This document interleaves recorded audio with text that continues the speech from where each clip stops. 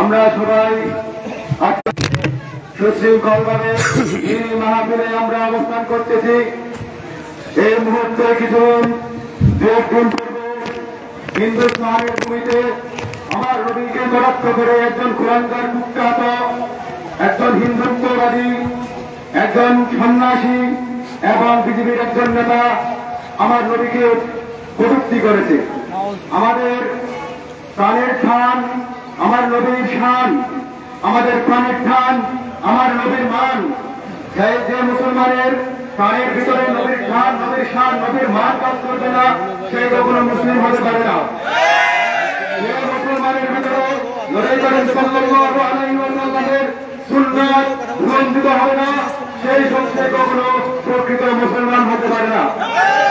যে মুসলমান মুখে মুখে দাবি করে নবী প্রেমিক, নবীর সুন্নতের উপর আমল করি, কিন্তু বাস্তবিক পক্ষে তার পায়ের নখ থেকে নিয়ে মাথার চুল পর্যন্ত কোনোটাতে নবী করিম সাল্লাল্লাহু আলাইহি ওয়াসাল্লামের সুন্নত নাই, সে কখনো প্রকৃত মুসলমানই নয়।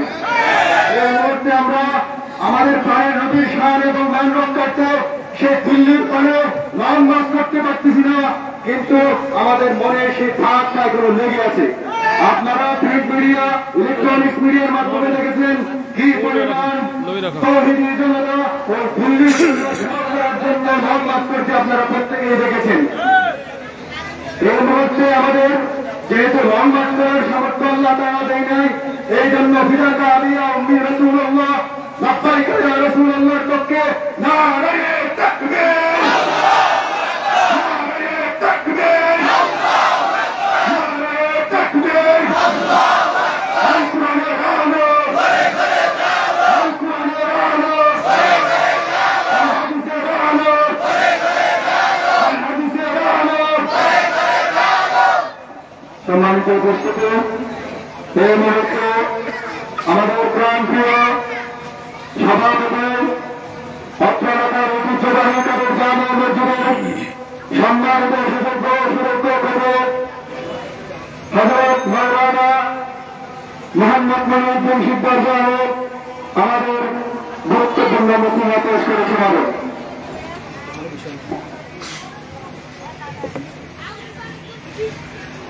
আসসালামু আলাইকুম ওয়া রাহমাতুল্লাহি ওয়া বারাকাতুহু। সাউন্ড তো কমে গেছে, সিরিয়াস।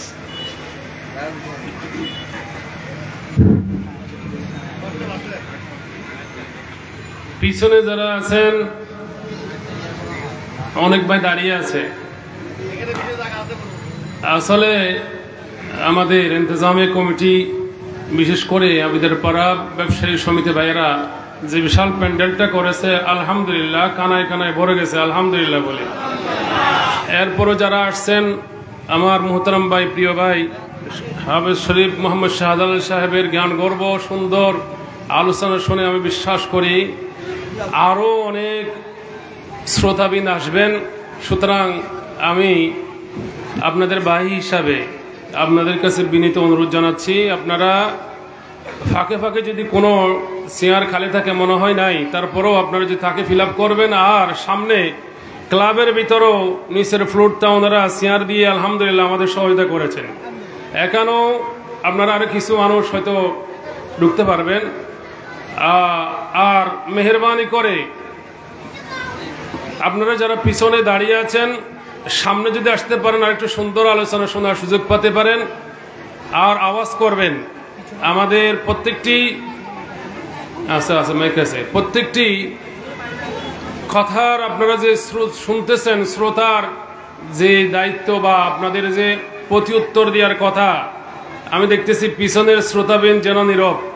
আমি এই জন্য আপনাদের কাছে প্রথমে অনুরোধ করছি, আপনারা সরব শ্রোতা এবং একজন সতর্ক বাস্তব আপনারা যে এই মাহফিলের সাথে সম্পৃক্ত আছেন সেরকম প্রমাণ দেখাবেন ইনশাআল্লাহ। সম্মানিত হাজিরিন, আমি আলোচনা করব না, আপনারা তো প্রতিদিন আমার আলোচনা শুনেন।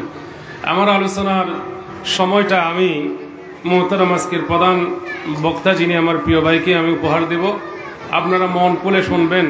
প্রথমে বলতে চাই, আমরা মুসলমান, অত্র এলাকার মধ্যে কোনো বিভেদ নাই, আমাদের মধ্যে কোনো বিভেদ নাই। কেউ যদি বিশৃঙ্খলা বা বিভেদ সৃষ্টি করতে চায়, আমি তাদেরকে বিনীত অনুরোধ করে বলবো, আসলে ধর্মের ব্যাপারে, মুসলমানের ব্যাপারে কোনো মুসলমান, কোনো ইমানদার বিভেদ সৃষ্টি করতে পারে না। যারা করতে চায় তারা বুঝবেন আব্দুল্লাহ ইবনে উবাইয়ের উত্তরসূরিরা।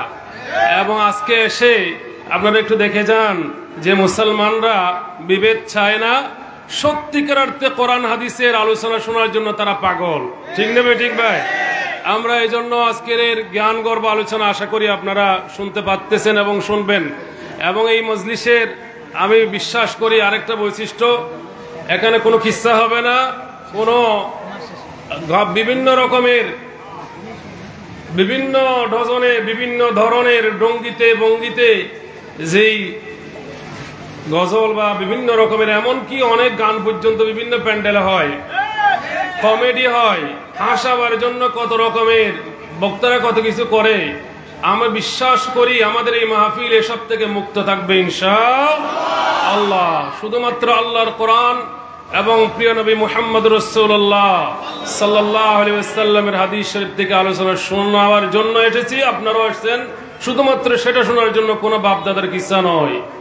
এজন্য আমরা শেষ পর্যন্ত ইনশাআল্লাহ, আমি প্রথমে অনুরোধ করেছি, আবার জনসমক্ষে বলছি, আমরা আল্লাহ সন্তুষ্টির জন্য মাহফিল করি। সুতরাং মাহফিল যেন এত দীর্ঘায়িত না হয় যে আল্লাহর গজবে যে এমন অবস্থা হয়ে গেছে, শেষ রাত্র ফজর নামাজ না পড়ে মানুষ ঘুমে থাকে, এরকম আল্লাহর গজবের মুখোমুখি যেন আমাদের হতে না হয়, শেষ দীর্ঘায়িত যেন না হয়। ফজরের নামাজ যেন আমরা যারা এখানে শত শত মুসলমান একত্রিত হয়েছি, তদ্রুপ এই সব মুসল্লিরা যেন ফজরের নামাজে শরীক হতে পারে। আল্লাহ তৌফিক দেন, বলো না আমিন।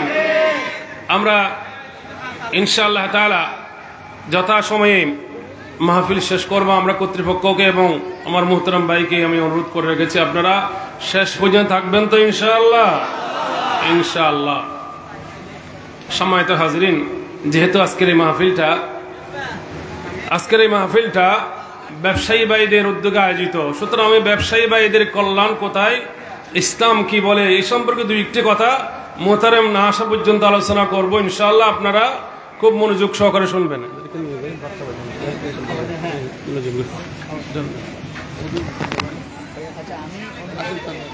আলহামদুলিল্লাহ নাহমাদুহু ওয়া নাস্তাঈনুহু ওয়া নাস্তাগফিরুহু ওয়া নাউযু বিল্লাহি মিন শুরুরি আনফুসিনা ওয়া মিন সাইয়্যাতি আমালিনা। من يهده الله فلا مضل له ومن يضلله فلا هادي له ونشهد أن لا إله إلا الله وحده لا شريك له ونشهد أن سيدنا محمدا عبده ورسوله الذي أرسله بالحق بشيرا ونذيرا وداعيا إلى الله بإذنه وسراجا منيرا. فقد قال الله سبحانه وتعالى في شان حبيبه ومحبوبه آمرا ومخبرا. أعوذ بالله من الشيطان الرجيم. সবাই আউযু বিল্লাহ পড়ি, শয়তান চলে যাক। আউযু বিল্লাহি মিনাশ শাইতানির রাজিম। বিসমিল্লাহির রাহমানির রাহিম। ইন্নাল্লাহা ওয়া মালাইকাতাহু ইউসাল্লুনা আলান নবী ইয়া আইয়ুহাল্লাযীনা আমানু সাল্লু আলাইহি ওয়া সাল্লিমু তাসলিমা।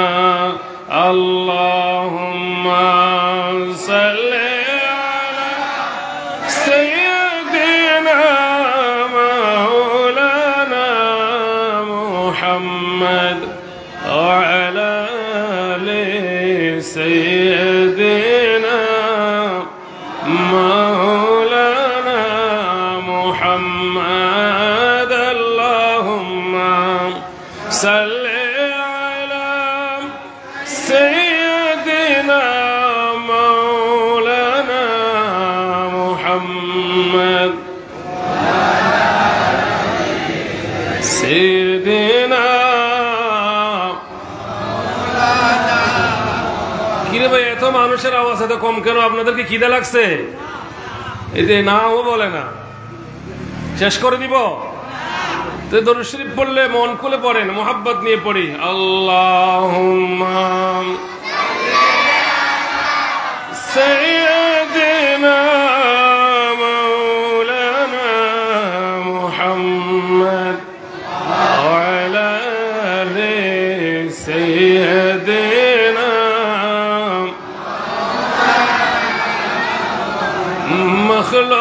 মখলুকাতের সবাই বলে আজকে মোদের খুশির দিন, এই ভুবনে তশরীফ আনলেন রাহমাতুল লিল আলামিন। আল্লাহুম্মা সাল্লি আলা মাওলানা মুহাম্মদ ওয়া আলা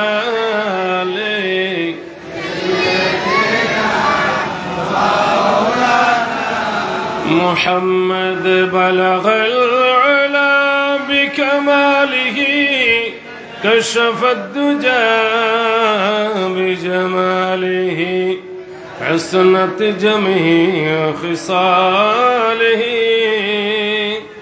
صلوا عليه أما بعد فأعوذ بالله من الشيطان الرجيم بسم الله الرحمن الرحيم أحل الله البيع وحرم الربا صدق الله العظيم وقال رسول الله صلى الله عليه وسلم التاجر الصدوق الأمين مع النبيين والصديقين والشهداء أو كما قال عليه الصلاة والسلام معزز ومحترم মঞ্চে উপবিষ্ট বিখ্যাত আমাদের অত্র এলাকার প্রসিদ্ধ আলেমে দ্বীন ফরশকনি জামে মসজিদের সম্মানিত খতিব মুকররম আলহাজ মৌলানা আব্দুস সুবহান ভূঁইয়া সাহেব এবং আমাদের আজকের এই মাহফিলে আগত আমাদের মাহফিলের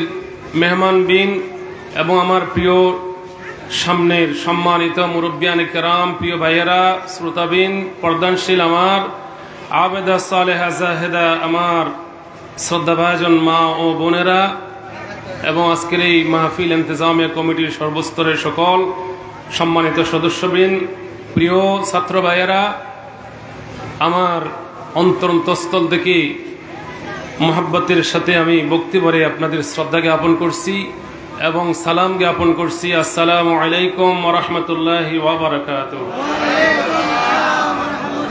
আপনাদের অভিনন্দন মোবারকবাদ জানাচ্ছি যে আমাদের দাওয়াতে আপনারা সাড়া দিয়েছেন, আলহামদুলিল্লাহ। এবং কোরআনের মজলিসে আপনারাও সম্পৃক্ত হতে পেরে আপনারা খুশি নয় নাকি বেজার হয়েছেন? খুশি যদি হয়ে থাকেন আল্লাহকে খুশি করি আমরা সবাই বলি আলহামদুলিল্লাহ। এবং সাথে সাথে দরুদ সালাম প্রেরণ করি মুহাম্মদুর রাসূলুল্লাহ সাল্লাল্লাহু আলাইহি ওয়াসাল্লামের প্রতি, যার মিলাদ, যার সিরাত, যার খুলুক হাসানা, সিরাতুন নবী, মিলাদুন নবী, উসওয়াতুন নবী, আখলাকুন নবী সাল্লাল্লাহু আলাইহি ওয়াসাল্লামের মজলিসে আমাদেরকে উপস্থিত হওয়ার যে সুযোগ আল্লাহ দিয়েছেন, সেই যেই রাসূলের আলোচনা শোনার জন্য এসেছি তার প্রতি আমরা ভক্তি ভরে সালাম পেশ করছি। বলি সবাই বলি সাল্লাল্লাহু আলাইহি ওয়াসাল্লাম। সম্মানিত হাজিরিন, আপনারা বুঝতে পারছেন, আমি যদি আলোচনা দীর্ঘায়িত করি তাহলে মাহফিলও রাতের দিকে চলে যাবে। এই জন্য আমাদের আজকে প্রধান মেহমান উপস্থিত হওয়ার সাথে সাথেই ইনশাআল্লাহ আমি শেষ করে দেব। আমি আপনাদের ভাই হিসেবে, এলাকার দায়িত্বশীল আল্লাহর গোলাম হিসাবে, যেহেতু অনেক পরিশ্রম করে অত্র এলাকার ব্যবসায়ী ভাইয়েরা নুরানি আল্লাহ রসুলের শানে আয়োজিত এই মাহফিল আয়োজন করেছেন, সুতরাং আমি বিশ্বাস করি তারা এই নিয়ত নিয়ে করেছেন এবং প্রথমবার তারা এই আয়োজনটা করেছেন। তারা এটা এই জন্য করেছেন যে এই এলাকাতে ব্যবসায়ী ভাইদের উদ্যোগে যদি আল্লাহ রসুলের শানে একটা সুন্দর মজলিসের মাহফিলের আয়োজন করা হয়, তারা বিশ্বাস এটা অবশ্যই রাখেন যে এই মাহফিলের উসিলাতে, কোরআনের তাফসীর আলোচনার মাহফিলের উসিলাতে তাদের ব্যবসার মধ্যে আল্লাহ জাসিদ বরকত দিবেন। এই নিয়ত, এই বিশ্বাস তাদের আছে না নাই?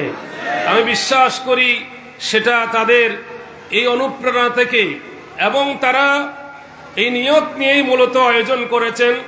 এবং আমি এই জন্য তাদেরকে অবশ্যই অবশ্যই কোরআন হাদিসের আলোকে বলবো, আপনাদের এই বিশ্বাস কোরআন হাদিস সম্মত এবং সত্যিকারার্থে আল্লাহ এবং রসুলের অনুসরণের মাধ্যমে আল্লাহ সন্তুষ্টি অর্জন, দুনিয়ার কল্যাণ, সমৃদ্ধি লাভ, সফলতা লাভের জন্য মুহাম্মাদুর রাসূলুল্লাহ সাল্লাল্লাহু আলাইহি ওয়াসাল্লাম কিভাবে ব্যবসা পরিচালনা করেছেন, তার সাহাবায়ে কেরামরা কিভাবে ব্যবসা পরিচালনা করেছেন, ব্যবসায়ী ছিলেন, এই পদ্ধতি অনুসরণ করলেই পরে আপনার ব্যবসায়িক জগতে আপনি সফল ব্যবসায়ী হতে পারবেন। ঠিক না বেঠিক ভাই? একজন মুসলমান হিসেবে আমাদের এই নবীর আদর্শ, ব্যবসার ক্ষেত্রে আল্লাহ রসুলের কি আদর্শ, কি পদ্ধতি, সেটা অবশ্যই জেনে যদি আমরা অনুসরণ করি তাহলে পরে সফলতা আসবেই আসবে, বিফল বা ব্যর্থতার কোনো কারণ থাকতে পারে না। সুতরাং তাদেরকে কিছু দিক নির্দেশনা আমরা হাদিস শরীফ থেকে, আল্লাহ রসুলের সাহাবীদের জীবনী থেকে আমরা দেব ইনশাআল্লাহ তাআলা। আল্লাহ তাআলা ব্যবসাকে হালাল করেছেন, ব্যবসাকে কি করেছেন? হালাল করেছেন, বৈধ করেছেন এবং বারাকা দিয়েছেন ব্যবসার ভিতরে। যত কর্ম আছে এর মধ্যে ব্যবসার ভিতরে অজাসিদ বরকত রেখেছেন। আবার ব্যবসার নামে মানুষ সুচার, রক্ত সুচার মতো সেই সুদ টাকার পরিবর্তে কয়েক গুণ বৃদ্ধি করে চক্রহারে সুদের ব্যবসাকে আল্লাহ হারাম করেছেন। সুদকেও তারা ব্যবসা করে বলে, আসলে সুদ ব্যবসা নয়। সুদ কি নয়? ব্যবসা নয়। ব্যবসা হলো আপনার মালের পরিবর্তে রাজি সম্মতির ভিত্তিতে আপনি পণ্য ক্রেতা বিক্রেতার মধ্যে সম্মতি মাধ্যমে, চুক্তির মাধ্যমে এখানে উভয়ে স্বচক্ষে উভয়ের কল্যাণ এবং বারাকা যেখানে নিহিত থাকবে, উভয়ের কল্যাণ এবং উপকার যেখানে নিহিত থাকবে, এরকম চুক্তি বা বিক্রয়, আরেকজনকে মালিকানা হস্তান্তর, যেই জিনিসটার মধ্যে কোনো রকমের ভেজাল থাকবে না, কোনো রকমের গাবলা থাকবে না, কেউ শোষিত হবে না, কেউ বঞ্চিত হবে না, কেউ ঠকবে না, কেউ ওজনের মধ্যে অথবা পণ্যের মধ্যে, কোয়ালিটির মধ্যে, কোয়ান্টিটির মধ্যে কোন রকমের হেরফের হবে না, সেটাই হলো ব্যবসা। এবং আল্লাহ পাক বলেন আহাল্লাল্লাহুল বাইয়া, এই ব্যবসাকে আমি আল্লাহ হালাল করে দিয়েছি। এবং দেখবেন আমার রাসূল মুহাম্মদুর রাসূলুল্লাহ সাল্লাল্লাহু আলাইহি সাল্লাম আমাদের রাসূল, তিনি নয় শুধু, তার বংশটা, তার কুরাইশ বংশটার নাম ছিল কুরাইশ বংশ। নবীজির বংশের নাম কি? কুরাইশ বংশ। কুরাইশ বংশটাই ছিল ব্যবসায়ী। কুরাইশ লিইলাফি কুরাইশ ইলাফিহিম রিহলাতাশ শিতাই ওয়াস-সাইফি, শীত এবং বসন্তের মধ্যে কুরাইশ বংশরা বিভিন্ন জায়গায় ব্যবসা করত। বংশীয়ভাবে মুহাম্মদ সাল্লাল্লাহু আলাইহি ওয়াসাল্লাম ছিলেন ব্যবসায়িক পরিবারের সন্তান। ঠিক না বেটি? এবং মুহাম্মদ সাল্লাল্লাহু আলাইহি ওয়াসাল্লামের বয়স যখন 8 বছর, আবার যখন 12 বছর, তখন আপন চাচার সাথে, এমনকি 25 বছর বয়সেও আপন চাচা আবু তালেবের সাথে খাদিজার কাছ থেকে টাকা নিয়ে, সম্পদ ক্রয় করে, পণ্য নিয়ে সিরিয়াতে ব্যবসা করতে নিজে মুহাম্মদ সাল্লাল্লাহু আলাইহি ওয়াসাল্লাম গেছেন। ঠিক না বেটি? আল্লাহ রসুল ব্যবসায়ী ছিলেন, নবীজিও কি ছিলেন? ব্যবসায়ী ছিলেন। তো নবী করিম সাল্লাল্লাহু আলাইহি ওয়াসাল্লাম যে পদ্ধতিতে ব্যবসা করেছেন, সেই পদ্ধতি আমরা যারা মুসলিম, আবিদার পাড়া নয়, শুধু গোটা পৃথিবীর মুসলিম মিল্লাত ব্যবসায়ী সমাজ আছে, তাদেরকে একমাত্র ব্যবসা পরিচালনা করতে হবে আল্লাহর নবী দেখানো নির্দেশিত পন্থায় ব্যবসা। এবং এই নির্দেশ অথবা রাসূলের দেখানো পন্থার বিপরীতে যদি কোনো ব্যবসায় জড়িত হয়, সে ব্যক্তি মুহাম্মদ সাল্লাল্লাহু আলাইহি ওয়াসাল্লামের আদর্শের বিপরীত মুখে চলতেছে। এই জন্য আমাদেরকে মুহাম্মদ সাল্লাল্লাহু আলাইহি ওয়াসাল্লামের ব্যবসা পদ্ধতি যেরকম ছিল সেরকম অনুসরণ করে চলার জন্য নিজেকে আগে জানতে হবে। সাহাবায়ে কেরামরা ব্যবসায়ী ছিলেন। আবু বকর সিদ্দিক রাদিয়াল্লাহু তাআলা আনহু ব্যবসায়ী ছিলেন। হযরত উসমান গনি রাদিয়াল্লাহু তাআলা আনহু ব্যবসায়ী ছিলেন। ছিলেন কি ছিলেন না? ব্যবসায়ী ছিলেন। এবং দেখবেন সাহাবায়ে কেরামরা ব্যবসার মধ্যেই বরকত দেখতে পেয়েছিলেন। সাহাবায়ে কেরামদের মধ্যে অন্যতম সাহাবী আব্দুর রহমান ইবনে আউফ রাদিয়াল্লাহু তাআলা আনহুর ঘটনা অনেকে জানেন।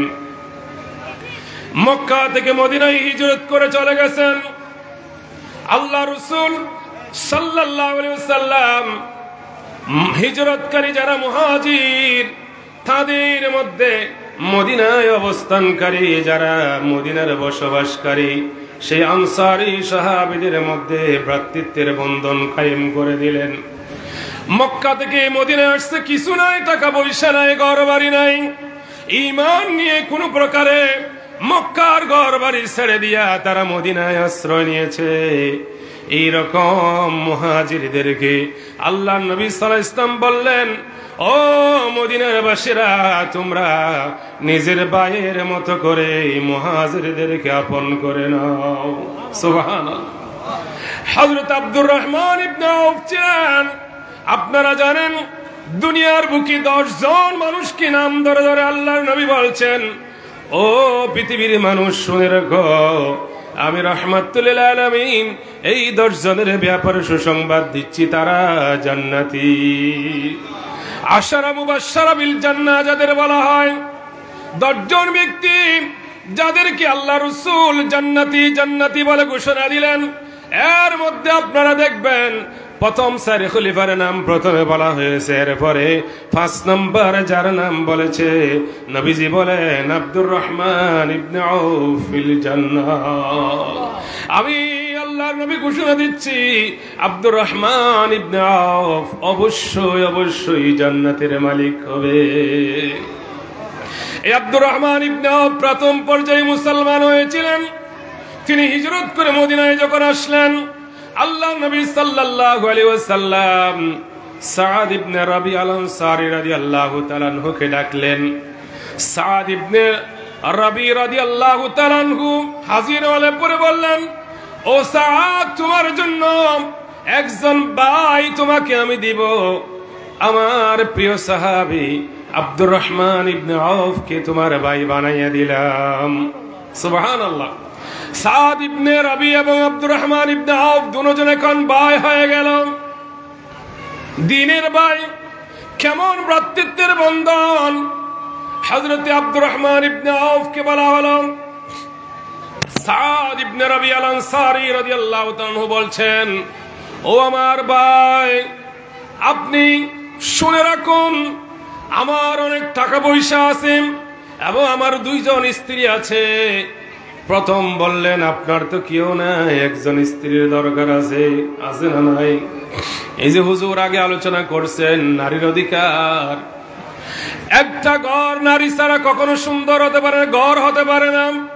যেই ঘরে নারী নাই, যেই ঘরে মেয়ে নাই, যেই ঘরে মা জননী নাই, এই ঘরে শান্তি নাই, আছে নাকি? যেই ঘরে মা নাই, ওই ঘরের মধ্যে শান্তি নাই, ওই ঘরে বরকত নাই, রহমত কমে যায়। যেই ঘরে নারী আছে, মা আছে, বোন আছে, মেয়ে আছে, ওই ঘর আনন্দ, রহমত, বরকতে ভরপুর হয়ে যায়। আমার ভাইয়েরা, হযরত সাদ ইবনে রাবি আনসারী রাদিয়াল্লাহু তাআলা আনহু বলছেন, আমার বাইরে আপনার তো একটা স্ত্রীর দরকার আছে, আমার তো 2টা আছে। তখন পর্দার আয়াত নাজিল হয় নাই। বাইরে আমার 2টা স্ত্রীর মধ্যে আপনার যেটা পছন্দ হয়, যেটা সুন্দর লাগে, খোদার কসম করে বলছি আমি তাকে তালাক দিয়ে দিব। ইদ্যত পূর্ণের পরে আপনার সাথে বিয়ে করে দিব, আপনার স্ত্রী হিসেবে আমি তা আপনাকে দিয়ে দিলাম। সুবহানাল্লাহ, কেমন ভ্রাতৃত্বের কথা। এবং আমি আনসারী, আমার অনেক টাকা পয়সা আছে, আমার যত সম্পদ আছে, যেহেতু বিশ্বনবী আমাকে আপনার ভাই বলে দিয়েছেন, ভাই হলে আমার যেমন পিতা থেকে যদি আমি 2 টাকা পাই, 2টা দিরহাম যদি তাকে, 2 লক্ষ দিরহাম যদি আমার থাকে, আমার পিতা মরার পরে 2 ভাই যেমন সমান বন্টিত হওয়ার কথা, তেমন ভাবে আমি ঘোষণা দিচ্ছি রে আব্দুর রহমান ভাই, আমার যত সম্পদ আছে অর্ধেক সম্পদ আপনাকে দিয়ে দিলাম। সুবহানাল্লাহ। আব্দুর রহমান ইবনে আউফ বললেন, না রে ভাই, না, আমার স্ত্রীর প্রয়োজন হবে না, আপনার টাকারও প্রয়োজন হবে না, আমার কিছু আসার সময় নগদ কিছু টাকা পয়সা, কিছু দিরহাম আমার ছিল। দুল্লানি আলা সৌকি, আমার বাইরে, আমি তো মদিনার বাজার চিনি না, আমার একটু বাজার দেখাইয়া দেন, আমি বাজারে যাব, ব্যবসা পরিচালনা করব। সুবহানাল্লাহ। কি করব? আরে ভাই বলেন না, কি করব? ব্যবসা করব। আল্লাহ রাসূলের প্রিয় সাহাবী আশরা মুবাশশারা বিল জান্নাহ আব্দুর রহমান ইবনে আউফ বললেন, আমি ব্যবসা করব, আমার ব্যবসার জন্য বাজারটা দেখাইয়া দেন। তাকে বাজার দেখিয়ে দেওয়া হলো, যান ব্যবসা করব। আল্লাহর নবী সাল্লাল্লাহু আলাইহি ওয়াসাল্লাম থেকে দীক্ষা পেয়েছেন, রাসূলের সাহাবী আশরা মুবাশশারা বিল জান্নাহর অন্যতম, তিনি এমন ভাবে হক ব্যবসা করলেন, আল্লাহর নামে ব্যবসা শুরু করলেন, ওজন ঠিক রাখলেন, কম বেশ করলেন না, 2 নম্বরকে 1 নম্বর বললেন না, এবং মানুষকে ঠকালেন না। তিনি যায়া কিছু পনির ক্রয় করলেন, কিছু ঘি নিলেন, ঘি পনির, বুঝছেন, এই ঘি এবং পনিরের ব্যবসা শুরু করলেন। আস্তে আস্তে তার কিছু লভ্যাংশ হতে লাগলো, লাভ দিন দিন বাড়তে লাগলো, হালাল ভাবে ব্যবসার মধ্যে বরকত পেতে লাগলো। আব্দুর রহমান ইবনে আউফ কিছুদিন যাওয়ার পরে তার কিছু অতিরিক্ত টাকা জমা গেল, বরকত হয়ে গেল। আমার ভাইয়েরা, ইসলাম শিক্ষা দে, আস্তে আস্তে আস্তে তুমি বরকত লভ্যাংশ বাবা একসাথে গোদামজাত করে পণ্য দ্রব্যকে মজুত করে দিয়া, বাজারের মধ্যে মার্কেটে মাল সংকট পয়দা করে দিয়া, মানুষের দ্রব্য মূল্যের নাবিশ্বাস ঘটাইয়া দিয়া, মানুষের ক্রয় ক্ষমতার বাহিরে নিয়া দ্রব্য মূল্যের সংকট ফেলাইয়া দিয়া, এটা মুমিনের নয়, এটা মুনাফিক এবং বেঈমানের চরিত্র। ঠিক না বেঠিক?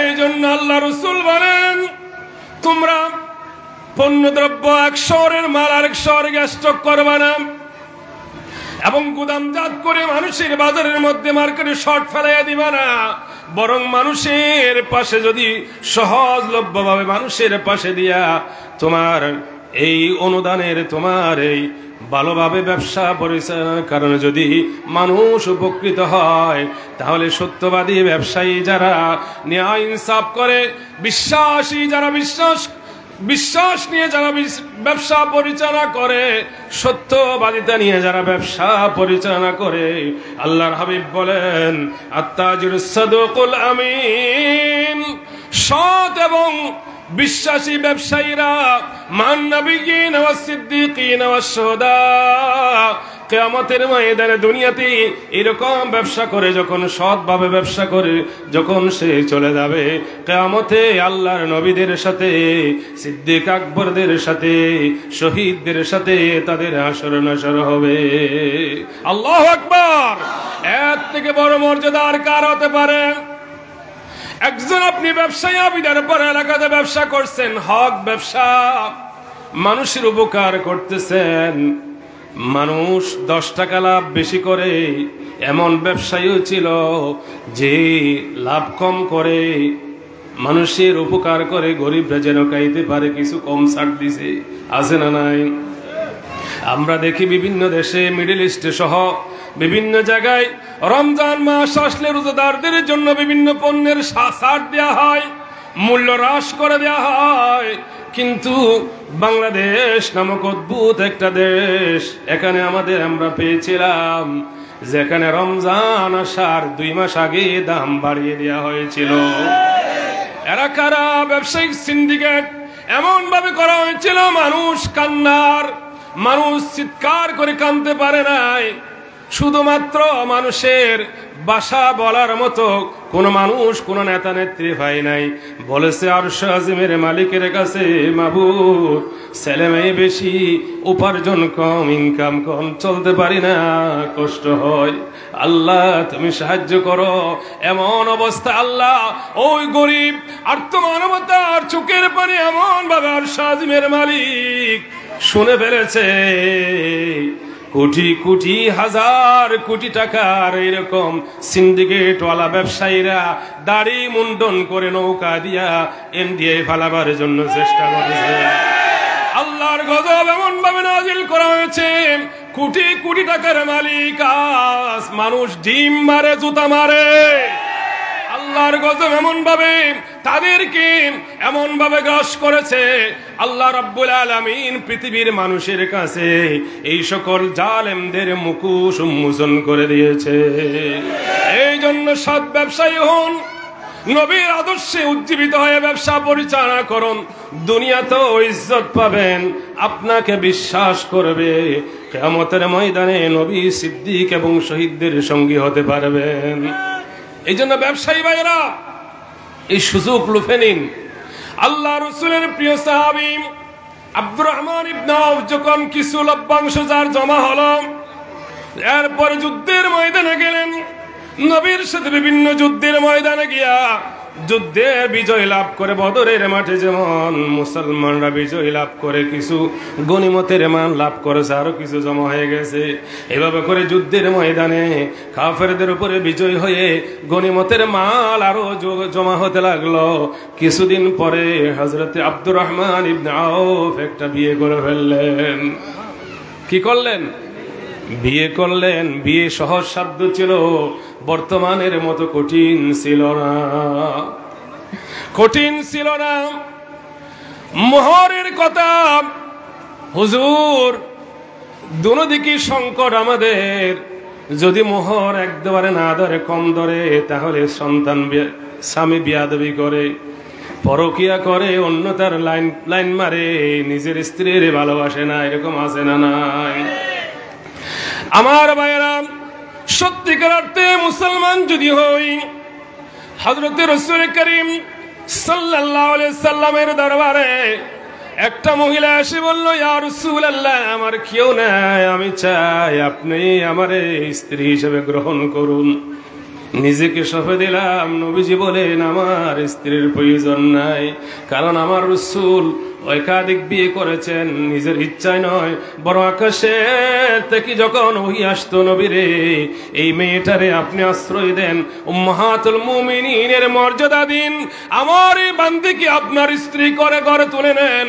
তখনই কেবলমাত্র আল্লাহ রাসূল তাদেরকে বিয়ে করেছিলেন। ঠিক নেবে? যদি নিজের নফসের কারণে, নারীদের প্রতি আকর্ষণের কারণে যদি বিয়ে করতেন, তাহলে বোঝা যেত নবী সাল্লাল্লাহু আলাইহি সাল্লাম যৌবন বয়সে একজন রূপসী নারীকে বিয়ে করতেন, সুন্দরী যুবতী, এবং মক্কার যে অফার দিয়েছিল রূপসী ধনাঢ্যশীলা মহিলাকে, নারীকে, বিয়েকে, আপনাকে বিয়ের ব্যবস্থা করা হবে, ইসলাম থেকে বাদ দিন, ইসলাম থেকে দূরে সরুন। নবী সাল্লাল্লাহু আলাইহি সাল্লাম বিয়ে করেছেন 40 বছরের নারী আমাদের মা খাদিজা রাদিয়াল্লাহু তাআলা আনহাকে। নবীর বয়স 25, খাদিজার বয়স 40। কত? 40। শুধু তাই নয়, এই খাদিজা রাদিয়াল্লাহু তাআলা যত বছর বেঁচে ছিলেন তত বছর পর্যন্ত দ্বিতীয় কোন স্ত্রী বিয়ে করেন নাই। খাদিজার ইন্তেকালের পরেই মূলত আল্লাহর হুকুম নিয়ে বিয়ে করেছেন। নবীজি বলেন, আমার অন্য স্ত্রীর দরকার নাই, কারণ হুকুম আসে নাই।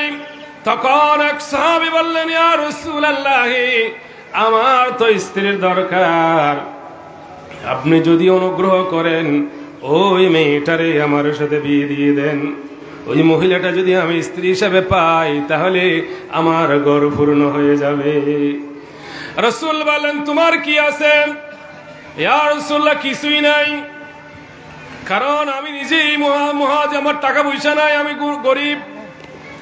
ইয়া রাসূলুল্লাহ, আমার কিছুই নাই, আমি তার যে মোহর দিব, মোহর দেওয়ার মতো কোনো টাকা পয়সা আমার কাছে নাই। যাও না, অন্তত একটা তুমি যদি একটা খাতমুল হাদিদ লোহার একটা আংটিও যদি পাও, এটা নিয়ে এসো।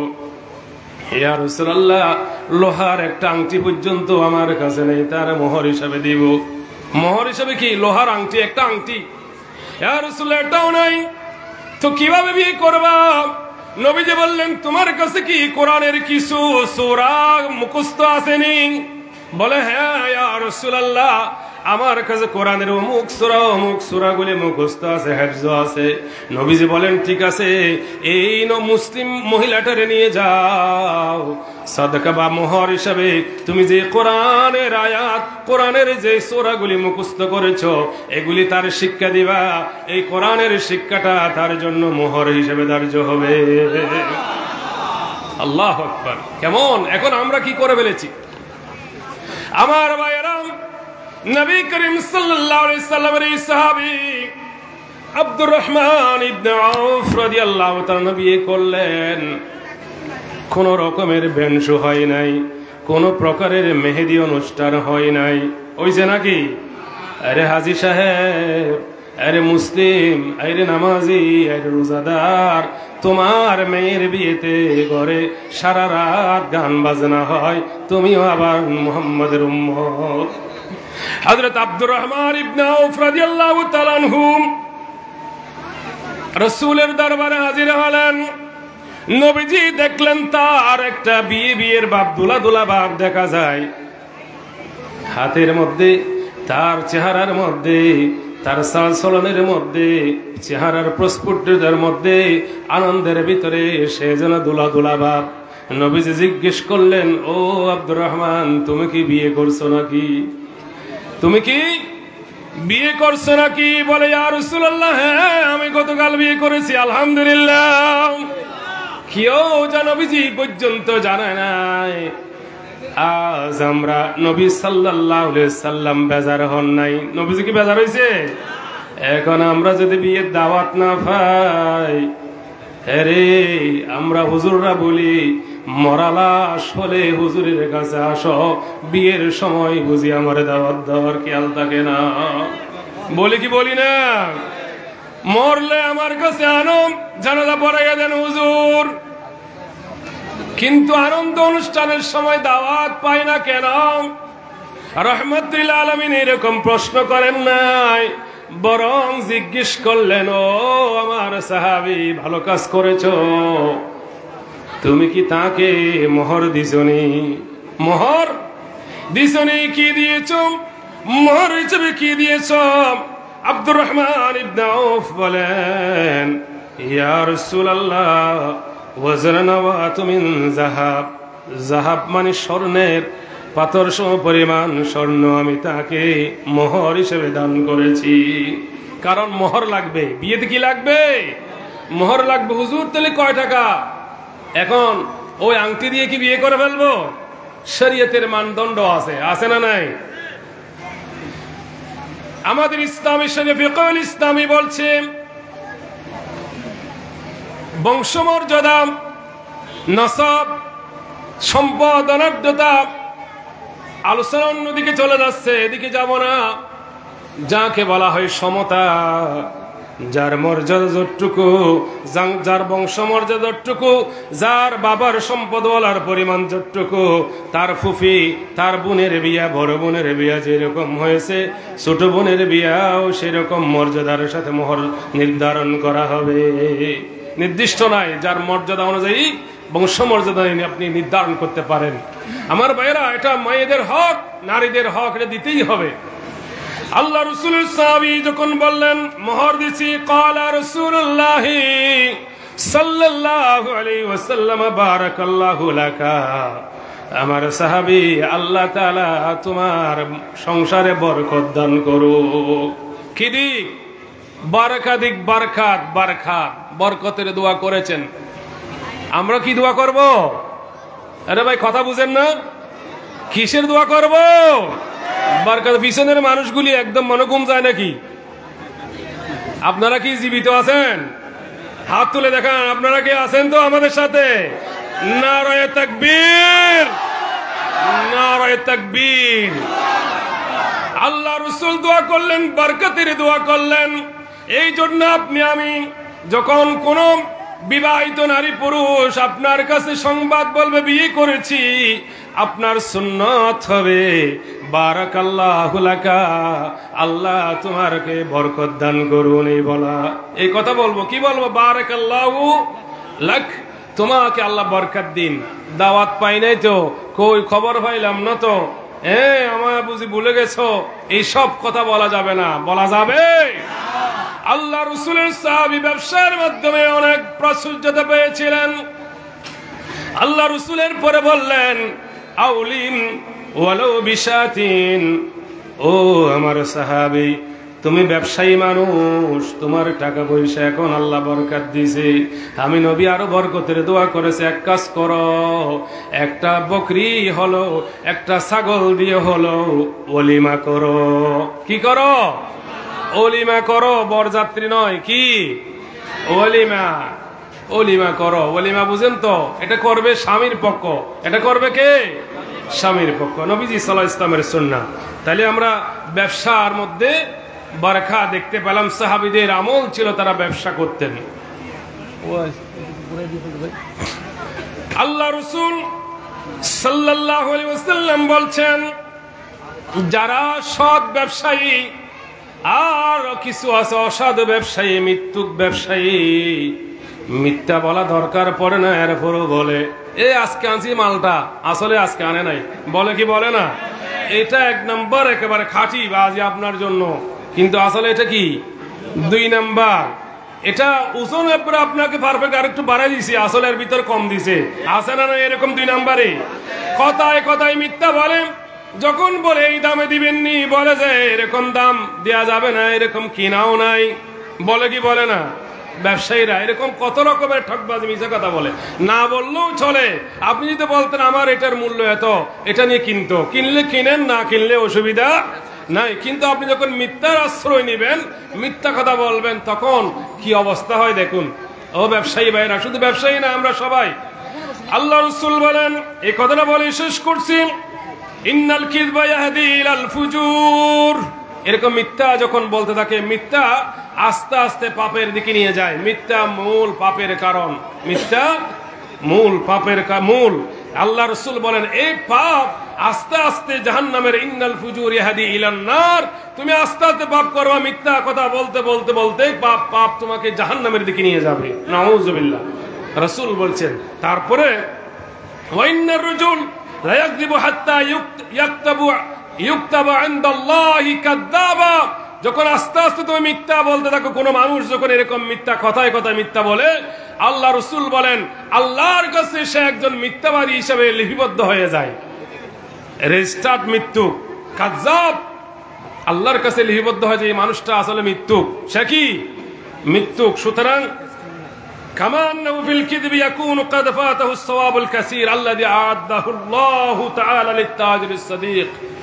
অথচ সত্য কথা বললে আল্লাহ তাআলা যে এই ব্যবসায়ী, সত্যবাদী ব্যবসায়ীর জন্য যে সওয়াবটা রেখেছিলেন, তুমি ব্যবসা করে লাভ করেছো, রাসূলের অনুসরণ করার কারণে তোমার ব্যবসার ভিতরে আল্লাহ বরকত দিবেন, আবার এই ব্যবসাটা আল্লাহ তাআলা সওয়াবে রূপান্তরিত করে দিবেন। সুবহানাল্লাহ। তুমি ব্যবসা করছো, লাভ করছো, পরিবার পরিচালনা করতেছো, ব্যয় নির্বাহ করতেছো, আল্লাহ পাকের রাসূলের কথা ব্যবসা অনুসরণ করার কারণে আল্লাহ তাআলা এই আপনার ব্যবসার জিন্দেগিটা সওয়াব যোগ সওয়াবে বাড়াই দিবেন। আল্লাহ রাসূল বলেছেন, আল্লাহ তাআলা এই নবীর দেখানো পন্থায় ব্যবসা যদি আমরা না করি, তাহলে পরে আমরা শান্তি এবং কল্যাণ কখনো পাবো না। আল্লাহ তাআলা বলেছেন, কারণ কি মানুষ এটা করে কেন? কারণ আলহাকুমুত তাকাসুর হাত্তা যুরতুমুল মাকাবির। সম্পদের প্রাচুর্যতা আরো বাড়াবো, টাকা আরো দরকার, আমার যা আছে এটা হবে না, দুকাবাজি দিয়া স্টক করে মাল গুদামজাত করে টাকা যদি বাড়াই দিতে পারে, তাহলে আমার আরো অনেক অনেক টাকা বাড়বে। আল্লাহ রাসূল, আল্লাহ পাক বলছেন, এই যে অতি আধিক্যতার লোভে মানুষ আস্তে আস্তে এইরকম অন্যায়ের পথে বাড়ায়, সম্পদের মুহে পড়ে মানুষ এই কাজ করে, প্রতিযোগিতায় লিপ্ত হয়। কতক্ষণ পর্যন্ত? হাত্তা জুরতুমুল মাকাবির, অবশেষে কবর পর্যন্ত চলে যায়। রাসূল বলেন এটা ফ্যাট ভরবে না বনি আদমের ফ্যাট কখনো। রাসূল বলেন যদি কোনো মানুষকে যদি একটা স্বর্ণের পাহাড় দেয়া হয়, ওই মানুষটা দুইটা যদি স্বর্ণের পাহাড় দেয়া হয়, ওই মানুষটা তৃতীয় আরেকটা স্বর্ণের পাহাড় চাইবে। আরেকটা যদি আমার স্বর্ণের পাহাড় হইতো, রাসূলের ভাষা এটা, দুইটা ফুরাই নাই, পাহাড় যদি আরেকটা স্বর্ণের পাহাড় পাইতাম, হ্যাঁ, নবী সাল্লাল্লাহু আলাইহি ওয়াসাল্লাম বলছেন লা ইয়ামলাউ বুতুন বনি আদম ইল্লা তুরাব, মাটি ছাড়া আদমের সন্তানের পেট পূর্ণ হবে না, একমাত্র মাটি তার পেট পুরাইতে পারে। তার মানে কি মৃত্যু, তার কবরে যাওয়া পর্যন্ত তার পেট ভরবে না। এখানে যে সতর্ক থাকে, যে সাবধান হয়ে যায় যে আমাকে মরতে হবে, এই লোভে দৌড়তে দৌড়তে যদি আমি কবরে চলে যাই তাহলে তো ধরা খেয়ে যাব। আমার ব্যবসা পদ্ধতি হবে, পরিচালনার সিস্টেম হবে আমার রাসূল মুহাম্মদ সাল্লাল্লাহু আলাইহি ওয়াসাল্লাম এবং সাহাবায়ে কেরামদের ব্যবসা পদ্ধতি, অর্থনৈতিক ব্যবস্থা। আল্লাহ তাআলা আমাদের এই ব্যবসায়ী ভাইদেরকে, বিশেষ করে বাংলাদেশের এই নতুন পরিবেশে নতুন প্রজন্মের ব্যবসায়ী ভাইরা যেন এই ইসলামিক আদর্শ, ইসলামিক অর্থনীতির অনুকরণ করে আমাদের দেশ দিন দিন অগ্রসর সমৃদ্ধিশালী একটা স্বনির্ভর বাংলাদেশ গড়তে পারে। আল্লাহ যেন আমাদেরকে তৌফিক দেন এবং এই সকল যারা আজকের এই সুন্দর আয়োজনটুকু করেছেন, আল্লাহ যেন তাদের 1 লক্ষ কোটি কোটি টাকার বারাকা দান করেন, বলুন আমিন। আমাদের প্রধান মেহমান, আমার প্রিয় ভাই, আমার বন্ধুবর আপনাদের সামনে হাজির হয়েছেন। উনি খুব গুরুত্বপূর্ণ সুন্দর সুললিত কণ্ঠে আলোচনা আপনাদের পেশ করে থাকেন। আপনারা অধীর আগ্রহে তার জন্য অপেক্ষা করছেন। সুতরাং আমি আমার সময় আমার ভাইকে উপহার দিলাম। উনি যেন আল্লাহ তাআলা ওনার কণ্ঠে যেন আমাদেরকে আমল করার মতো কোরআন হাদিসের সেরকম সুন্দর বক্তব্য উপস্থাপন করে আল্লাহ তৌফিক যেন তাকে দান করেন, বলেন আমিন। আমি নিজের জন্য দোয়া চাই এবং আমার এলাকাবাসী, বিশেষ করে ছাত্র ভাইদের জন্য আমরা এবং এত্র এলাকার ব্যবসায়ী ভাইদের জন্য আমরা দোয়া চাই। এবং সাথে সাথে আরেকটা এলান করতে চাই, আগামী 29 তারিখ একই জায়গাতে আপনারা দেখছেন আমাদের এই অঞ্চলের যুবক ভাইয়েরা, পুরো বাড়ির যুবক ভাইয়েরা মাহফিল করা মানে এটা কেমন মনে হয় আপনাদের? এটা কি ভালো প্রশংসার যোগ্য কিনা? যুবক ভাইয়েরা চাইলে এখানে একটা গান দিতে পারতেন কি পারতেন না? কে ঠেকাবে? ঠেকানোর কেউ আছে? তো ওরা চাইছে আল্লাহ রসুলের শানে একজনে মাহফিল হবে, আমার ভাই থাকবেন। এবং আমাদের পার্শ্ববর্তী আরেক প্রিয় ভাই, সম্মানিত ওয়ারিশ সদগের সম্মানিত খতিব সাহেব মুফতি ইজাহার বিন নুর ইসলাম ভাই, উনিও আসবেন। আপনারা সবাই আসবেন 29 তারিখ রবিবার, আগামী রবিবার ইনশাআল্লাহ। আল্লাহ আপনাদের সবাইকে কবুল করুন। আরেকটা 30 সেপ্টেম্বর সোমবার, এটা বাইতুল ফালা জামা মসজিদ প্রাঙ্গণ, আব্দুল লতিফ রোড, নিমতলা বন্দর। এখানে আমার ওস্তাদজি আসতেছেন, professor doctor B M Mufizur Rahman Al Azhari সাহেব, আন্তর্জাতিক ইসলাম বিশ্ববিদ্যালয়ের সম্মানিত অধ্যাপক, উনি আসবেন 30 তারিখ সোমবার। এবং মারুফ বিন জাকারিয়া লেকচারার কাটুরি জাকুর মাদ্রাসার, এবং মোহাম্মদ মুখলিসুর রহমান আমার ভাই, উনি খতিব সাহেব, উনিও থাকবেন। আপনারা হ্যাঁ, আরেকটা প্রোগ্রাম হচ্ছে আজিমিয়া গোডাউনের সামনে আগামীকালকে, আমার ভাই এবং নুরুজন থাকবেন। আপনারা ইনশাআল্লাহ সবাই থাকবেন ইনশাআল্লাহ। আল্লাহ তাআলা কবুল করেন। ওয়া আখিরু আলহামদুলিল্লাহি রাব্বিল আলামিন। আসসালামু আলাইকুম ওয়া রাহমাতুল্লাহি ওয়া বারাকাতুহু।